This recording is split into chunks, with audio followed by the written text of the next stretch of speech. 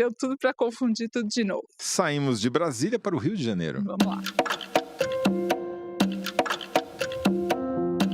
Bom, Toledo, essa semana a tradicional prisão de presidentes da Assembleia Legislativa do Rio de Janeiro foi cumprida em dezembro, né? Não que todas tenham sido em dezembro, mas estamos aí. E... não podia terminar o ano sem, né? Exato. O presidente da Alerj, Rodrigo Bacelar, do União Brasil, foi preso pela Polícia Federal. Só que a prisão dele, ela é uma prisão que acende muitos alertas, né? Porque as conexões que levaram ele a ser preso chegam ao Comando Vermelho. Exatamente. É uma história daquelas que você fica olhando assim e fala... não é possível, né, que isso esteja acontecendo de novo, porque como você falou, não é o primeiro presidente da Assembleia Legislativa do Rio que é preso, né? Já teve o Pisciani, todos os ex-governadores do Rio de Janeiro vivos foram presos. É uma coisa... realmente o Rio de Janeiro está se tornando um caso excepcional num país cheio de excepcionalidades, né? Vamos lá, então. Por que o Bacelar foi preso?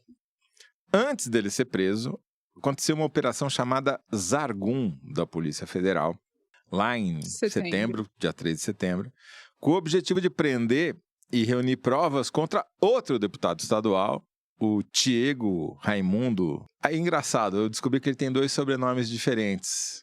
Um na Câmara e nos processos, e outro no registro das suas empresas, né? Mas vamos usar o que está no processo, que é Diego Raimundo dos Santos Silva, conhecido como TH Joias, porque ele tem uma loja de joias, com esse nome, inclusive. Por que ele foi preso? Porque, segundo a Polícia Federal, não é que ele tinha ligações com o Comando Vermelho. Ele fazia parte do Comando Vermelho. Ele tinha contato direto com o chefe e com o segundo chefe fora da cadeia do Comando Vermelho, com o Doca ou o Urso, né, o Edgar Alves de Andrade, e com o Pezão, que não se confunda com o ex-governador preso também, é outro Pezão, que é o Luciano Martiniano. Ele era uma espécie de representante do CV dentro da Assembleia Legislativa, é acusado de lavar dinheiro do tráfico, facilitar a compra de armas, facilitar a compra de tecnologia de segurança. Ele tem uma empresa de segurança, se não diretamente, através de sócios.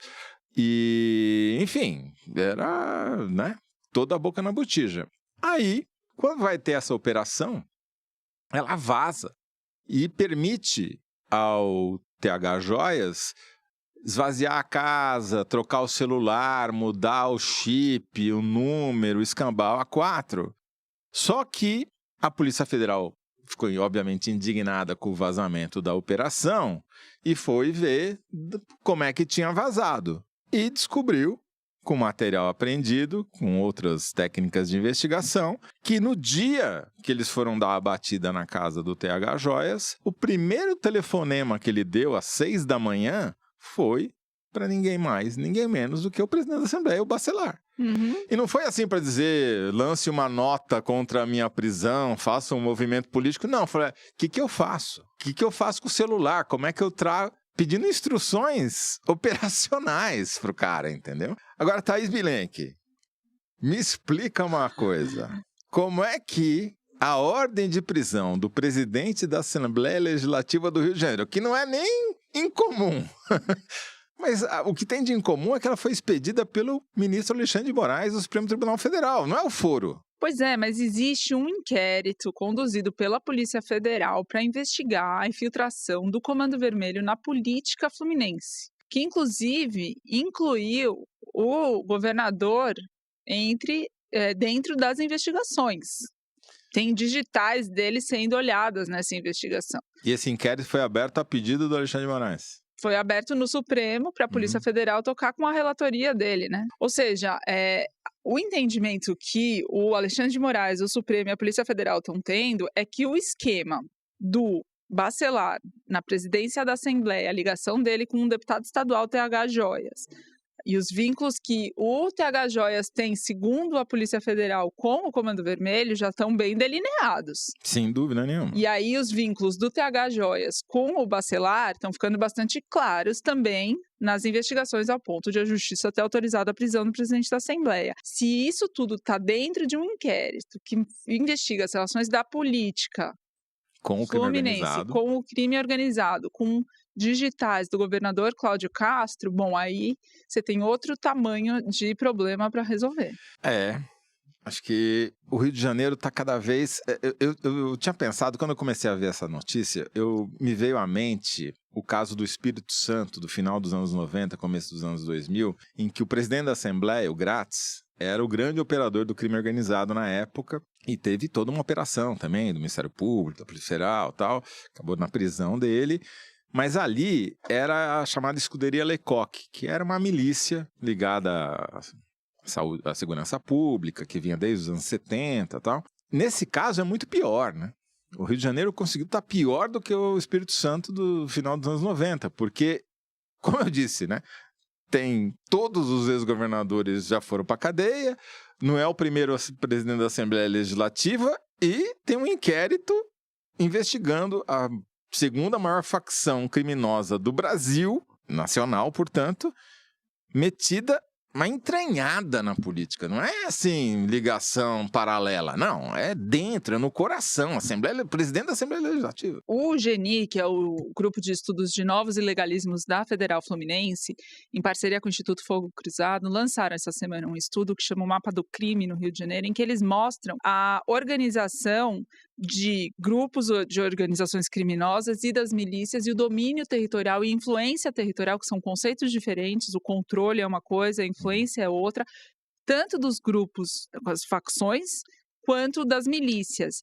E é muito alarmante perceber o crescimento muito recente, inclusive, de expansão desses grupos, inclusive do Comando Vermelho sobre a milícia também, inclusive que cresceu mais aceleradamente. A gente vai depois tratar desse estudo, mas eu não podia deixar de mencionar que é algo que está afetando a população. São 4 milhões de pessoas morando em áreas controladas ou influenciadas por grupos armados. Bem lembrado. Agora, vamos voltar para a política. Eu ia te perguntar, porque o Bacelar, ele, além de ser presidente da Assembleia Legislativa, ele é, aspas, o vice-governador.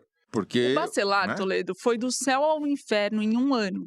Quando começa 2024, ele era o favorito para a sucessão do Cláudio Castro, ao ponto de ter a máquina pública do Estado ter sido colocada a seu benefício. Eu explico. Ele se elegeu em 2018, deputado estadual, pelo Solidariedade. Aí ele se reelege em 2022 pelo PL, na onda da eleição do Bolsonaro, da não eleição do Bolsonaro, mas que fez deputados, vereadores e senadores por aí. E aí, em 2024, ele muda para o União Brasil, que é o partido que ele está atualmente. Quando começa o ano de 2025, o Cláudio Castro chega a dizer que o Bacelar era o seu candidato predileto à sucessão para o governo do Rio. Candidato do atual governador à sua própria sucessão é o cara que foi preso. Ele recebe apoio do próprio Bolsonaro, indicações de apoio do próprio Bolsonaro, dizendo que indicaria uma vice para a chapa dele. Ele recebe apoio do PDT, do Carlos Lupe, ao União Brasil do Rueda. Partido dele próprio, obviamente. Aí nós temos juntos o Banco Master, escândalo da Previdência, é inacreditável, né? Parece piada. Né? E são partidos que no Rio de Janeiro, né, o PDT tem força maior do que sim, nacionalmente. O Lupe é carioca, é fluminense. E aí, isso sai do papel, não fica só restrito a declarações de intenção e articulação política. O que eles fazem é oferecer uma vaga do Tribunal de Contas do Estado do Rio de Janeiro para o vice Thiago Pampolha, que, portanto, deixa o governo, sai da linha sucessória, e o próximo, na saída do Cláudio Castro, assumir o governo é o próprio Rodrigo Bacelar enquanto presidente da Assembleia. Então, eles usaram todos os artifícios que eles podiam para viabilizar esse plano. E aí, em julho, o Cláudio Castro sai do país e o Rodrigo Bacelar tem seu primeiro teste assumindo interinamente o governo do Estado. E aí ele a gente relatou isso aqui num programa, ele faz uma jogada atrapalhada em que ele demite o Washington Reis da Secretaria de Transportes. O Washington Reis não é qualquer secretário. Ele é um político do MDB com largo trânsito na política fluminense. Vamos só fazer um parênteses. O primeiro presidente da Assembleia Legislativa a ser preso, Jorge Pisciani, foi preso num escândalo que envolvia linhas de ônibus, ou seja, transporte público no Rio de Janeiro. Então, né? As coisas se juntam. Tem sempre conexão. E aí, ele demite o Washington Reis, que havia quem defendesse Washington Reis para disputar o governo, né? Então ele não fez isso à toa, ele fez porque ele queria limpar o terreno, a área para ele. Só que tem uma reação imediata e o apoio ao Bacelar começa aí a se desfacelar, porque o apoio ao Washington Reis era muito forte entre outras alas, inclusive do seu próprio partido, na política fluminense. E tinha um detalhe, que é o fato do Washington Reis estar inelegível com uma ação pendurada no Supremo nas mãos do Gilmar Mendes, para definir se ele ia poder disputar a eleição no ano que vem ou não. Mas aí aparece um racha nesse núcleo de apoio do Bacelar, e aí, aos poucos, os grupos vão saindo fora, e ele vai sendo considerado uma pessoa inconfiável, porque de fato foi, ele assumiu por poucos dias o governo do estado e toma uma decisão desse tamanho. Então você tem o PL do Sóstenes Cavalcante, o Carlos Jordi, mais o Carlos Portinho, deputados do PL saindo em defesa do Washington Reis, já dizendo assim, bom, agora a gente não vai. Os outros grupos vão se afastando, o Cláudio Castro, com aquela operação a mais letal da história do Brasil, ganha força política, ou seja, volta para o jogo eleitoralmente, o apoio dele passa a ter outra importância para a sucessão dele, ele volta a ser um nome considerado para o Senado Federal, e no momento em que o Bacelar estava em alguma decadência, bom, agora preso, né, com tantas evidências, ele foi do céu ao inferno. Agora eu fico me perguntando quem vai assumir o governo do Rio de Janeiro se o Cláudio Castro tiver que se desincompatibilizar em 31 de março para disputar o Senado, né? Por hora, o próximo da linha sucessória é o vice-presidente da Assembleia, que é quem assumiu ali. Precisa ver se ele vai querer assumir, porque é um cargo perigoso esse, né? De assumir. E os precedentes sempre podem mudar, né, Exato, Toledo? No Brasil, até os precedentes mudam. Até o passado é reescrito. Mas só para fechar, ainda para complicar ainda mais, teve uma aproximação, né, que você já relatou aqui, do Eduardo Paes, que é o favorito para ganhar o governo do Rio de Janeiro, favorito por falta de opositor, né? WO, né? Não tem praticamente contra quem. Mas ele se aproximou do bolsonarismo justamente porque tinha esse vácuo, tinha essa oportunidade lá. E agora, nas redes, começaram a aparecer mensagens supostamente atribuídas a Michele Bolsonaro para também detonar e torpedear essa aliança tácita com o Eduardo Paes. Agora já não se sabe mais se é plano da Michele ou se já estão querendo fazer molecagem com o nome dela.